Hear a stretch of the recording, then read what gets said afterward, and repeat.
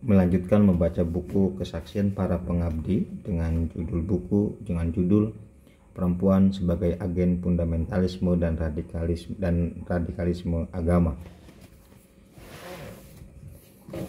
Oleh karena itu, fundamentalisme dan tradisi agama mempunyai karakternya sendiri-sendiri.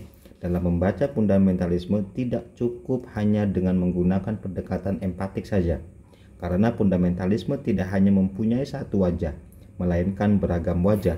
Karenanya untuk melihat keragaman corak fundamentalisme dan tradisi Islam bisa dilihat dari keragaman aliran mazhab, institusi, dan tradisinya.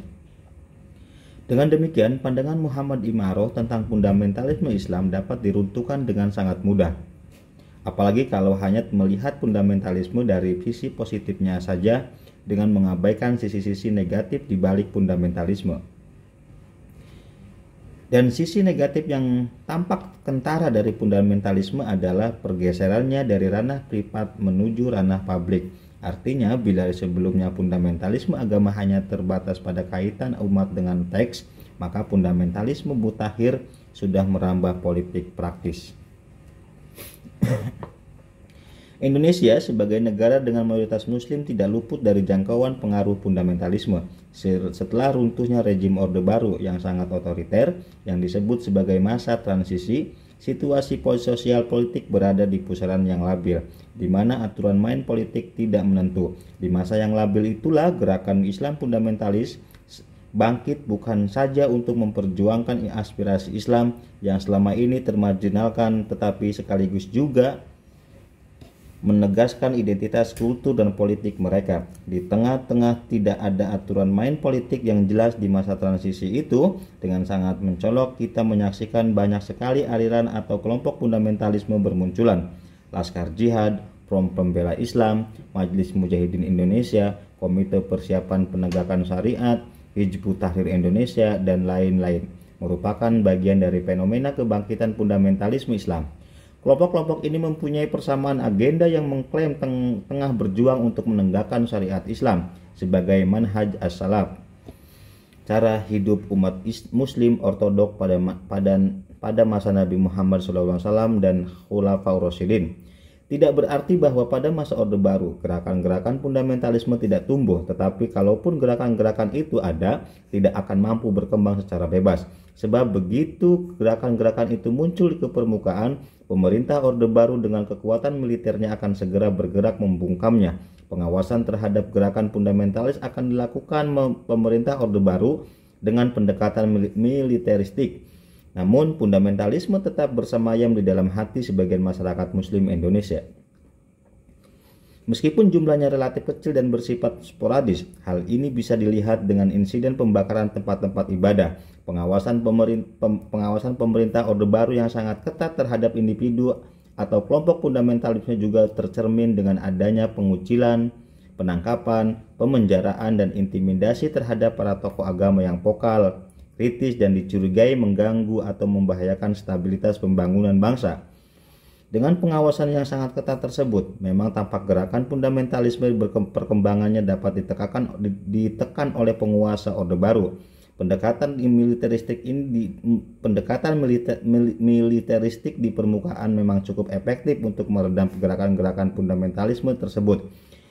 Rejim Orde Baru mampu menjaga stabilitas sosial dan mampu mempertahankan kekuasaannya selama lebih dari 30 tahun. Namun tampaknya stabilitas sosial yang dibangun selama lebih dari 30 tahun itu adalah stabil yang semu, sebab di akhir tahun 1990-an ketika negara mulai didera krisis ekonomi dan para penguasa besar penopang kekuatan negara ambruk, maka negara mengalami krisis sosial dan politik yang sangat hebat. Adanya krisis ekonomi, sosial, politik ini akhirnya melahirkan arus fundamentalisme secara lebih bebas dan luas. Berdasar uraian di atas, ada beberapa ciri kelompok fundamentalisme, yaitu 1.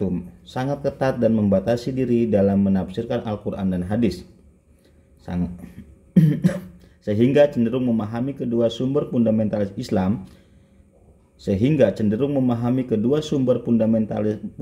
Islam tersebut secara literal tanpa mempertimbangkan sisi-sisi kontekstualnya. 2. Cenderung memonopoli kebenaran atas tafsir agama, menganggap dirinya sebagai pemegang otoritas tafsir agama yang paling absah, sehingga memandang sesat kelompok lain yang tidak sealiran. Ketiga, mempersulit diri dalam menjalankan ajaran Islam, antara lain dengan memaksakan orang lain mengerjakan hal-hal sunnah dengan menganggapnya seolah-olah wajib, dan menganggap yang makruh seolah-olah haram. Yang keempat, memiliki pandangan yang stigmatis terhadap Barat, baik sebagai ide seperti pluralisme maupun bagai tatanan sosial politik, di mana Barat dipandang sebagai monster imperialis dan yang sewaktu-waktu dapat mengancam akidah dan eksistensi mereka. Yang kelima, mendeklarasikan perang terhadap paham dan tindakan sekuler. Dan yang keenam, cenderung radikal, menggunakan cara-cara kekerasan dalam memperjuangkan nilai-nilai yang diyakininya, khususnya dalam berhadapan dengan modernitas dan sekularitas, yang dianggap menyimpang dan merusak keimanan. Menurut Kunto Wijoyo, corak pemikiran Islam fundamentalis ingin mengembalikan model kehidupan umat muslim seperti yang dicontohkan Nabi, baik dalam semua aspek kehidupan maupun dalam gaya hidup dan pakaiannya. Sikap dari gerakan ini lebih nyata dalam kehidupan masyarakat Indonesia pada saat ini, yaitu kelompok yang dalam perjuangannya menggunakan cara-cara kekerasan, radikal dan mempunyai militansi yang tinggi. Sikap yang demikian menimbulkan pandangan peyoratif dan terjadinya stigmatisasi terhadap Islam sendiri, yaitu Islam identik dengan kekerasan. Tentu saja ini adalah sebuah pandangan yang cukup memprihatinkan, karena pada hakikatnya Islam selalu mengajarkan kehidupan yang damai dan bisa membawa rahmat bagi kehidupan umat manusia, rahmatan lil alamin. Namun, di kalangan umat muslim Indonesia, tidak semua kelompok fundamentalis membolehkan atau menggunakan cara-cara kekerasan dalam memperjuangkan nilai-nilai Islam yang mereka yakini. Dalam hal ini, Muhammad Said Al-Asmawi membedakan antara aktivis politikal fundamentalism dan rasionalis spiritualis fundamentalis. Istilah pertama merujuk pada kelompok muslim yang memperjuangkan Islam sebagai kekuatan politik, sedangkan istilah kedua merujuk pada kelompok muslim yang menginginkan kembali kepada ajaran Al-Quran dan Sunnah sebagaimana dipraktekkan oleh generasi awal, salafus soleh. Dalam sejarah Islam, kelompok pertama diperlihatkan oleh kaum Khawarij dan yang kedua diperlihatkan oleh gerakan Salafiyah Ibnu Taimiyah. Saat ini di Indonesia terdapat beberapa kelompok yang diasumsikan sebagai kelompok Islam fundamentalis, diantaranya adalah Tarbiyah atau PKS Partai Keadilan Sejahtera, HTI Hizbut Tahrir Indonesia, LDII Lembaga Dakwah Islam Indonesia, DINI Darul Islam Negara Islam Indonesia, dan MMI Majelis Mujahidin Indonesia, Jamaah Tabligh, Salafi Wahabi, MTA Majelis Tafsir Al-Quran, GAPAS Gerakan Anti Pemurtadan dan Aliran Sesat, Tarbiyah atau Partai Keadilan Sejahtera. Partai Keadilan Sejahtera PKS berdiri pada tanggal 20 Juli 1998 dengan nama awal Partai Keadilan, disingkat PK.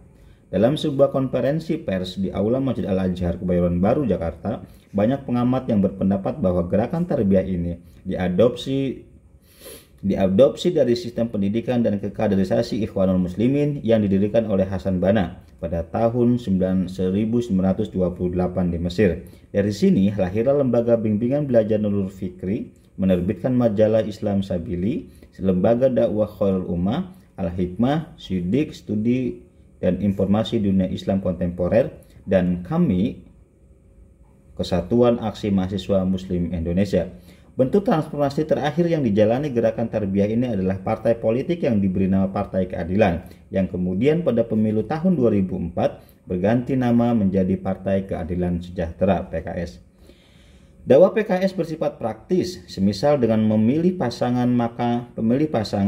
makan dan minuman ala Rasulullah, menutup aurat, ghirah pada keluarga dan agama, dakwah di negeri-negeri muslim, menghafal hadis arba'in dan surat-surat pendek dalam Al-Quran, perang pemikiran, gerakan terselubung yang dimusuhi Islam, lembaga-lembaga yang menentang Islam, sistem politik dan hubungan internasional, hak asasi manusia, dan lain sebagainya. Ada juga yang menyebutkan PKS sebagai gerakan fundamentalis yang bercorak rasional.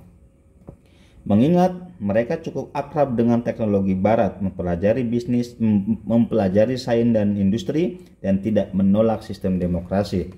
Mereka pun berupaya mengedepankan tindakan rasional serta mewujudkan doktrin Islam tentang kemanusiaan dalam program sosial seperti pengobatan massal, pasar murah, santunan anak yatim dan kaum fakir miskin, penanganan korban bencana alam, dan seterusnya.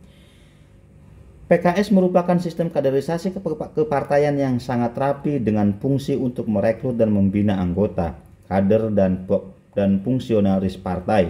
Fungsi-fungsi ini dijalankan melalui infrastruktur kelembagaan yang tersebar dari tingkat pusat sampai ke tingkat ranting. Dari situlah terbentuk pribadi-pribadi yang taat bukan hanya kepada Tuhannya, tetapi juga kepada pemimpin selama instruksi yang diberikan selaras dengan Al-Quran dan Sunnah. PKS bukanlah sebatas organisasi politik, melainkan juga berperan sebagai gerakan sosial. Hal ini tercermin dalam aksi-aksi kolektif mereka, terutamanya demonstrasi dengan mobilisasi massa yang cukup besar secara damai dan tertib. Meski demikian, ada beberapa peristiwa kolektif PKS yang terindikasi bermuatan kekerasan, seperti pernyataan kesediaan mengirimi mujahid ke Timur Tengah. Beberapa cabang PKS membuka pendaftaran bagi relawan yang ingin dikirimkan ke Irak, Lebanon, Palestina, dan Afghanistan. Bahkan dalam beberapa aksinya terkadang terjadi pembakaran bendera negara tertentu. DPP PKS memiliki bidang kewanitaan yang kemudian diubah menjadi bidang perempuan, di mana kata perempuan dinilai lebih soft dan sesuai dengan manhaj dakwah mereka. Ketua Bidang Perempuan DPP PKS 2010 sampai 2015, Anis Biarwati, menjelaskan bahwa bidang perempuan membawahi 3 departemen sebagai berikut. Departemen Ketahanan Keluarga yang bertuntas untuk menjalin perempuan PKS dan perempuan Indonesia sebagai Qawaida Manjiliyah, menjadi istri dan ibu yang solihah. Di sini akhwat kader perempuan dibekali dengan berbagai pengetahuan dan latihan-latihan agar ia mampu menjadikan rumahnya surga bagi dirinya, suaminya, dan anak-anaknya, serta menjadi rumahnya sebagai benteng dakwah yang kokoh. Departemen Kajian Perempuan, Anak, dan Keluarga yang bertugas untuk menjadikan perempuan PKS dan perempuan Indonesia berwawasan dan berpengetahuan. Halimat di sini akhwat dibekali dengan nilai-nilai dan fikroh Islami yang lurus, serta berjalan konsep Islam dan konsep lokal tentang perempuan, anak, dan keluarga. Mereka diharapkan mampu melihat keunggulan konsep Islam di atas konsep-konsep lainnya dan menjadikan konsep Islam sebagai rujukan utama dan mengaktualisasikan dirinya. Departemen Peningkatan Kapasitas Perempuan yang bertugas untuk menjadikan perempuan PKS dan perempuan Indonesia mampu mengoptimalkan kompetensinya, tokoh, dan menjadi jaimat di setiap medan amal yang dipilihnya sesuai kemampuan, minat, kecenderungan, dan daya dukungnya. Akhwat dapat berperan dan berkontribusi di berbagai sektor, baik publik maupun privat. Karena itu, akhwat harus ditingkatkan kompetensi, kapasitas, kapabilitas, dan integritasnya. Ringkasannya, produk dari fokus kerja 3 departemen tersebut adalah profil perempuan PKS yang dicerminkan dalam 3 karakter, solihat, alimat, dan zaimat. Menurut Anis Biarwati, apapun ada dimanapun medan amal yang dipilih akhwat sebagai wujud kontribusinya dalam partai. Seluruh akhwat berada dalam satu barisan dan semuanya menuju tujuan yang satu, saling membantu, saling melengkapi, bahu-membahu, bekerja sama dengan saudara-saudaranya, para ikhwan, dalam rangka menenangkan dakwah. Dalam rangka memenangkan dakwah.